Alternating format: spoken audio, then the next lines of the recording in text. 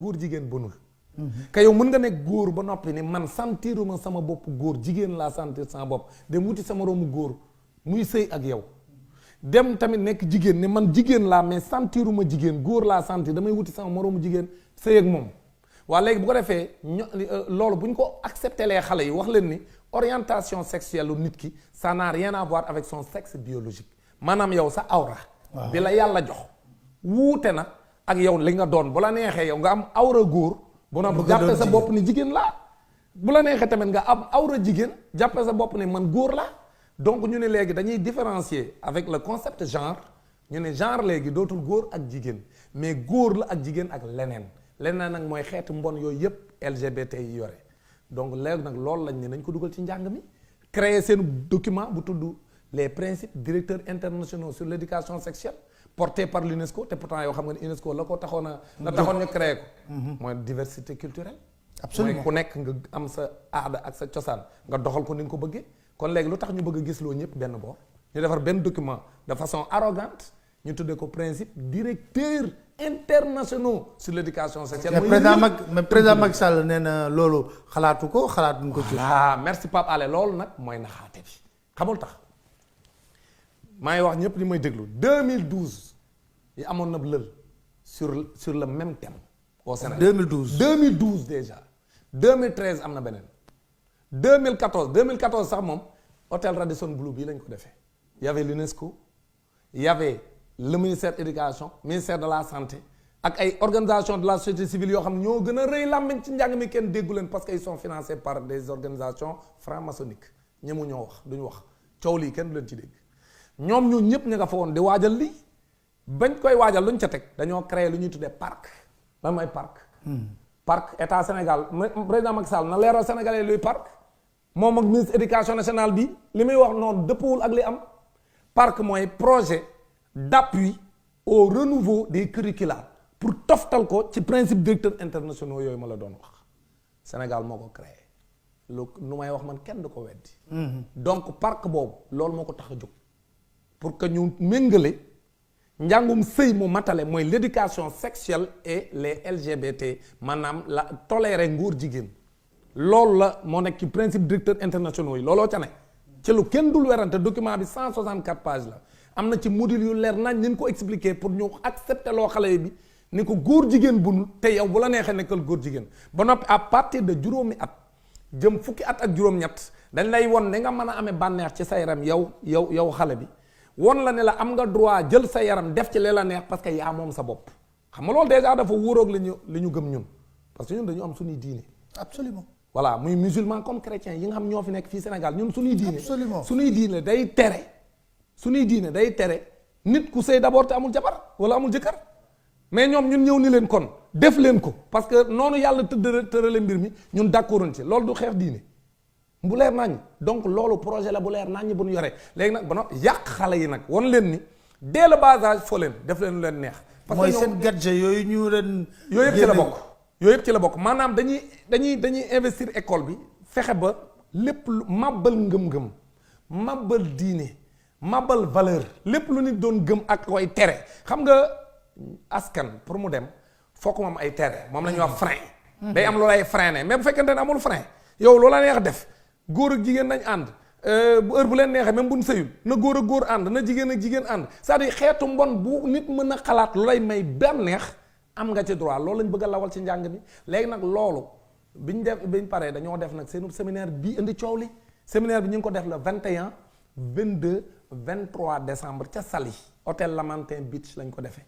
woo fa ay acteurs yu bari am ñun fa woowul parents d'élèves kenn woowu leen te musta am ci njàng mi ab waxtaan bu am te woowuñ leen loolu papaale téyul xel parents d'élèves yi waajuru ndongo yi maanaam ñun ñëpp suñuy doom kuréel yi leen jiite à l'échelle nationale nga am ñaar lañ muy UNAPES ak FENAPES kenn woowu leen fa kay doomu jàmbur yi nii xanaa kay booy def lu mel noonu ci doomu jàmbur kay war nga ko woo moom ne ko lii laa bëgg a def sa doom mais kenn woowu leen fa woo ña leen neex bañ fa demee nag ñu waxtaane pour xool parce que waxtaan yu bëree doon am depuis 2012 mais bii lan moo doon différence mooy bii dañ ko bëggoon nag valider loolu mooy différence yee dañ doon waxtaan di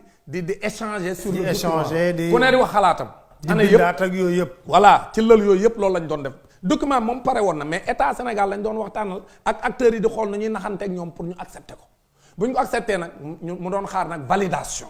séminaire bii nag c'était un séminaire de validation. parce que ñu jàppale. voilà léegi nag jàpp bi xam nga lu ko andi mooy bi ñu ko defee le 21 22 23 décembre kenn déggul coow Sénégal looloo tax acteurs ya fa nekk même bu ci nekk ku nekk yaa ngi taxaw naan nii laa defoon lii problème bi mooy bañ génnee kenn déggu leen le 23 kenn déggu leen le 24 kenn déggu leen séminaire ba jeex na ba ñoom ñëpp jóge nañ ci hôtel ba ñibbi le 25 kenn déggul kenn le 26 man ci laa jot document bi man dew ma fa woon parce que am na syndicat yu fa demoon yoo xam ne ñoom it nee nañ dañoo am ñun fa représenté en tout cas daal am na syndicat yu fa dem. maintenant man document bi ma ko jotee le 26 comme ni ma koy defee toujours ci yu bëri parce que man ministère lépp lu ñuy def damay gëstu ba jot ci comme yéen ni ngeen defee seen liggéey parce que noonu la nit di mel bi ma fi attaqué Serigne Mbaye Thiam sur le rapport de l'ARMP damaa def samay pexe ba jot rapport bi fekk pourtant ARMP dindi na ko ci site bi. mais man def samay pexe ba am rapport bi dem porter ko plainte à l'OFNAC woon reeteet ko Sénégal yëpp yëg ko ñu wax ne luubal na alalu askan wi donc président Macky Sall teg ci concom loolu moo am ci rapport ARMP boobu bu kenn dul werante ay c'est ay exemple mën naa la ko see jox ñu dem peinture Mariama ba 868 millions peinture kese donc yooyu lañ def añ 50 personnes 15 millions 50 personnes añ kese benn añ 15 millions ñu añe ko waaw 50 personnes 15 millions pa lan la war a añee. xam naa ay gileem lañ jënd. vraiment ay gileem kay donc nag lii mooy li nga xam ne moo fa am man nag bi ma ko jotee document ma jàng ko ci guddi gi yëpp mais ma ne lii du ma ko xaaral du ma kii kay du ma xaar dama xëy la 27 rek defar sama audio 9 minutes boobu doon wër àdduna bi yëpp. ñu jot ci ma reeteet mbir mi ñëpp jot ci kilifa diine kilifa aada ku ne woo ma ni ma lii du fi amee pression boobu moo tax président Macky Sall def déclaration bi mu def le 31. li ma lay wax noonu c'était entre le 27 bi ma defee audio bi mu circuler correctement 27 28 29 30 coow li bari ci réseaux sociaux yi ñëpp di ci wax télé yi di ci wax émission yi daw coow li métti ci président Macky Sall le 31 mu def déclaration bi mu def pour sëlëm sénégalais yi. ça lu tax nga ne sëlëm. mais président Macky Sall il a ratifié au plan international gis nga xam nga man samay wax dama ko ragal. gis nga les principes directeurs internationaux sur l'éducation sexuelle président Macky Sall ñemewu la taxaw ak UNESCO naan d'accord ci na ko bind xam nga 2018 bi coow li amee dafa am boobu madame Martinez moom moo doon jiite Human Rights Watch moom moo génne woon benn rapport tuumaal jàngalekat yi tuumaal Jakarta men yi tuumaal ay militaire wax ne dañuy yegg ci xale yi ba pare teg ca ne nañ dugal éducation sexuelle complète bii ñuy indi nii coow tey fekk na booba def nañ ca sax atelier ba pare mais génn seen rapport biñ Serigne Mbaye Thiam génn daan ni non UNESCO daf ñuy teg pression pour ñu dugal njàngum sëy ci biir njàng mi ci tout tànk yi nekk élémentaire mais ñun d'accorduñ ci benn journaliste laaj ko Dambe ne ko déngale Serigne Mbaye Thiam wax mu ne non nee leen Serigne Mbaye Thiam loolu mu wax na ko bind na ko état Sénégal bind mu nekk lu officiel. ñu ni Dakar rejette ou le Sénégal rejette l'introduction de l'éducation sexuelle complète loolu rek bu ko président Macky Sall waxoon man gëm naa ne wax ji fay na mais président Macky Sall du ko def donc il n'ose pas le faire parce que day wuroo ak sa signature les États ont signé depuis mai 2010 beaucoup d'États ont signé entre mai 2010 ak 2013 diggante ces 3 ans là beaucoup d'États ont signé cette convention là il y a une convention liée à ça boobu ñoom ñëpp ñu ëpp ci ñoom signé nañ ko président Macky Sall n'ose pas dire à l'UNESCO que njàngum sëy bu matale bu dugal njàngum góor jigéen ci njàngum Sénégal moom d'accord ci bind ko na ko bind wax ji jeex xam nga aujourd'hui Pape Alé dafa am ñuy dox ñoo xam man bokk naa ci ànd sàmm jikko yi boo xam ñi ngi dox pour ñu criminaliser l'homosexualité au Sénégal mais actuellement looloo gën a gaaw pour ñu def ko wax ji féete boor nañ voter une loi à l'Assemblée nationale comme président nee na ñun nee na leen dem leen nag et puis xam nga Sénégal li leen yàq mooy duñu analyser le discours du chef de l'État mais bu nee nañ dem ak seen xaalis feeñ na l'enjeu c'est l'argent parce que ñoom bu ñu demee moom xam nañ dootuñu ko financer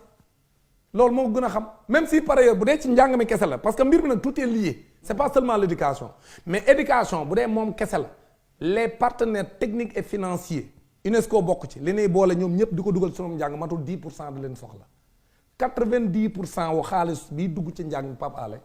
suñuy taxe ak suñuy impôt moo ko fa dugal sunu xaalis la ñun l'argent du contribuable sénégalais li ngay def di jël carburant ñu dagg la nga dem jënd leen ñu dagg la keneen ak keneen et cetera ngay et cetera lépp looy def tout est cher au Sénégal avec TVA bu élevé xaalis boobu mooy dugg ci njàng mi mais du ta partenaires tout la ñuy dugal mais nag day dugal seen tuut ci njàng mi mais ñu dugal feneen aussi seen xaalis ba noppi nag l'ensemble ku ne xam na ne benn état du ko rejeté très te ñoom lii ñu bëgg état bu ci tënkuwul